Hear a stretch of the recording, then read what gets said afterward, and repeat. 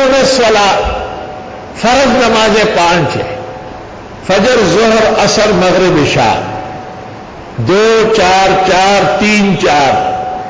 حنفیہ کے نزدیک وتر مستقل نماز ہے، اس لیے بجائے 5 کے 6 نمازوں کا فدیہ دیا جائے گا جب فدیے کی ضرورت آئے گی۔ قبلیہ سنت فجر کی اور ظہر میں قبلیہ اور بعدیہ بھی پڑھنا چاہیے، یہ مکملات ہے۔ عصر سے پہلے 2 یا 4 اختیاری ہے۔ مغرب کے بعد 2 مؤکد ہے، 6 سے لے کے 20 تک اوابین عائشہ فی ترمذی۔ عشاء سے پہلے 2 بھی ہے، 4 بھی ہے، بہتر 4 ہے۔ عشاء کے بعد 2 مؤکد ہے اور 2 اور 2 4 نفل ہے۔ وتر جب چاہے پڑھو، لیکن وتروں کے بعد نفلیں نہیں پڑھو، حدیث اور فقہ کی خلاف ورزی۔ وتر رات کی آخری نماز۔ نماز سنت طریقے سے پڑھو۔ سنت طریقہ یہ میرے ہاتھ دیکھو، یہ انگلیاں نہ بالکل کھلی ہوگی، یہ تفریج ہے، تفریج الاصابع رکوع ہے سنت، اور نہ بالکل بند ہوگی، ضم، ضاد میم ضم، یہ سجدے کی حالت ہے۔ بل تنشر الاصابع، معمولی سے نشر کے ساتھ یہ ہے۔ اسی طرح قاعدے کی حالت میں بھی تنشر او تترک علی حالہا، منیہ بما شروع کے، مراقی و تحتاوی۔ ہاتھ اٹھانے کے لیے انگوٹھے کانوں کے نرموں کے سیدھ میں آئے، ٹچ کرے تو کوئی حرج نہیں، اور یہ انگلیاں اوپر ہو جائے گی اور یہ ہاتھ یہاں سیدھ میں آ جائیں گے کندھوں کے، تو اس بارے میں جتنی حدیثیں ہیں سب پر عمل ہو جائے۔ مجھے دیکھ کے بڑا دکھ ہوتا ہے کہ ہمارے طالب علم بھائی جو پکے حنفی اور کٹر سے تو حنفی ماننے والے یوں کر لیں گے، یوں کر لیں گے۔ کیا ہے تمہیں، کیا مرض ہو گیا ہے؟ اپنے قدوری نورالضا کن شرع وقایہ ہدایہ کے خلاف آپ خود کر رہے ہیں۔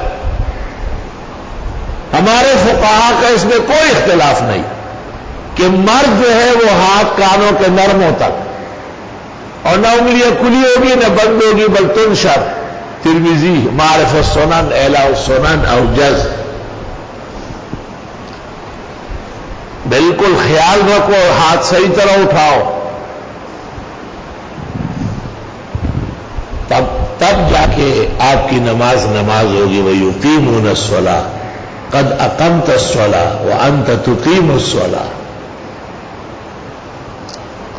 ہاتھ صحیح طرح اٹھاؤ، خاتون کندھے تک اٹھائے اور جسم کے ساتھ جوڑ کے رکھے ہاتھ، لِأَنَّهُ أَسْتَرَ لَهُنَّ، اس میں ان کا پردہ ہے۔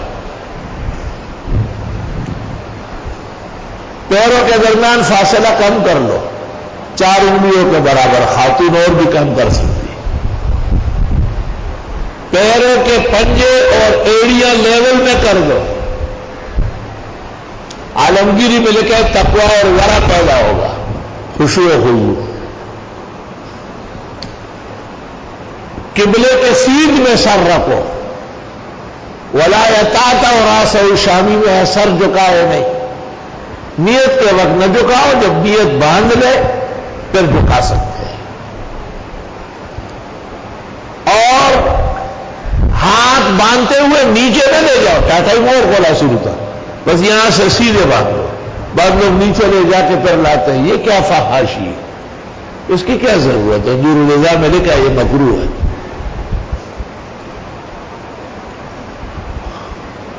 ہاتھ باندھنے میں چنگلی اور انگوٹھا دائیں ہاتھ کی بائیں ہاتھ کی کلائی پر لے آؤ، 3 انگلیاں بازو کلائی کے ساتھ جو بازو اس پہ کر دو، اور ہاتھ نیچے نہ لٹکاؤ، دائیں ہاتھ کے نیچے کرو اور چھوڑ دو، تحت السرہ، خود بخود سنت مقام تک ہاتھ پہنچ گیا۔ تحت السرہ، ناف کے نیچے باندھنا ہے۔ ترمذی شریف میں ہے بعض لوگ ہاتھ نیچے باندھتے ہیں، بعض ناف پر باندھتے ہیں، اس وقت تک مسلمانوں کا عمل یا ناف کے نیچے جیسے حنفیہ یا ناف کے اوپر جیسے شوافی و حنابلہ، لیکن یہ عورتوں کی طرح سینے پہ باندھنے والے غیر مجلد پیدا نہیں ہوئے تھے. یہ دو محارے نہیں تھے. یہ ترمذی 3 صدی کے محدث ہے، مسلم اور بخاری کے استاذ ہے، شاگرد ہے. امام مسلم بخاری ان کے بڑے اساتذہ ہیں اور مذاہب کے نقل میں متقن اور متصدق و متسلم ہے، کما قال شیخنا البنوری. اس وقت تک یہ بے ڈھنگے پیدا نہیں ہوئے تھے. کیا عورت سینے پر ہاتھ رکھے گی، چھاتیوں پر باندھے گی نہیں، اس طرح دائیں ہاتھ بائیں ہاتھ پر، اس طرح یہ چھاتیاں ڈک گئی.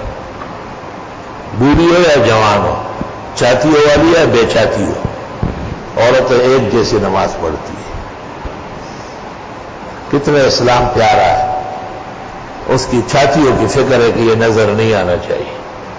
آج ہمارا سرے کو آوارے جا گٹے گٹے غلام سے جڑن نکلی میخ نے گٹ گڑا دی ہمارا ہم مروکشا کو ناٹا ورے خلی چگورے سڑے ہوشیار ہوئی. آپ یہاں کیا طالب علم ہے؟ جی ہے. کیا کرنا ہے؟ قرآن خوانی کرنی ہے. ٹھیک ہے کر دیں گے قرآن خوانی. اچھی بات ہے، شکر ہے مسلمان تو ہے. اس غریب کو کسی نے کہا ہی نہیں کہ پردہ کرو. افسوس، ڈر ہے کہ ہماری پٹائی نہ ہو جائے کہ آپ نے بھی مسئلہ پورا بیان نہیں کیا. ہم تو جتنی سخت ہے زور لگاتے ہیں، لیکن معاشرہ سارا بگڑا ہوا ہے. خدا اپنا فضل و احسان شریعت کے نفاذ سے اس معاشرے کو سازگار بنا.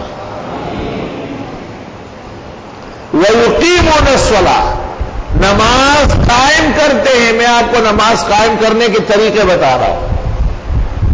آپ نماز پڑھتے ہیں، قائم نہیں کرتے ہیں. قائم کرو گے تو سیدھی پڑھیں گے.